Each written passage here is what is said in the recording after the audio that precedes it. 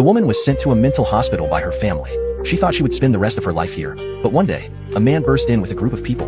The man was there to find his sister, who had been dead for years. Seeing the woman, he had the illusion that his sister was still alive. He immediately had his men take the woman to his home. He treated her like a treasure every day. He had clearly made her a substitute for his sister. What he didn't know was that the woman wasn't mentally ill. In fact, she was a perfectly sane and normal person. She was sometimes silent and sometimes acted crazy, but it was all just to protect herself. She had grown up in a harsh environment. She was an abandoned baby adopted by foster parents. When she grew up, she was arranged to take the disasters meant for the foster parents' daughter. They sent her to the hellish mental hospital. She never expected that she would be taken home by the CEO, but living in constant fear every day made her feel suffocated. She tried every way she could think of to escape and get revenge on her foster family, but she never found the right opportunity. Until one day, she overheard the maids talking about the CEO going out to attend a bank, and that he wouldn't return for several days. She knew her chance had come, so she pretended to have a fit and started running wildly around the room. The maids, afraid that something would happen and they would be punished by the CEO, had no choice but to follow her. When the maids weren't paying attention, the woman grabbed the sleeping pills from the table. She secretly dissolved the sleeping pills in the water.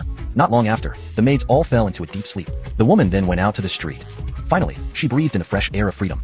She was going back to her foster parents' house to make them pay for all the humiliation she had suffered. At that time, her foster family had no idea that danger was approaching. When they got home, they were still chatting and laughing. But when the wicked sister went to take a bath, she found that the closed faucets suddenly started flowing. The lights in the room began to flicker on and off. Terrified, she quickly ran to the living room. But there she saw an even more horrifying scene. The photos on the wall were all cracked. She couldn't help but scream in fear. Her parents rushed over when they heard her scream.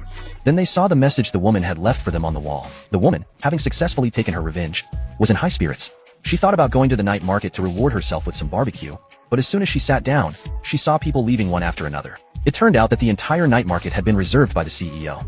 To avoid being discovered by the CEO, she wrapped herself up tightly, and then she prepared to leave, but she was unexpectedly stopped by the CEO's men. It turned out they had mistaken her for a vendor at the barbecue stall. Only then did she realize that in her panic, she had put on the barbecue shop owner's clothes. She had no choice but to find another opportunity to leave. But the CEO's men urged her to serve the food quickly. She had no choice but to bite the bullet and bring the skewers to the table. As she walked, she prayed that the CEO wouldn't recognize her. After putting down the skewers, she turned to leave, but the CEO suddenly called out to her.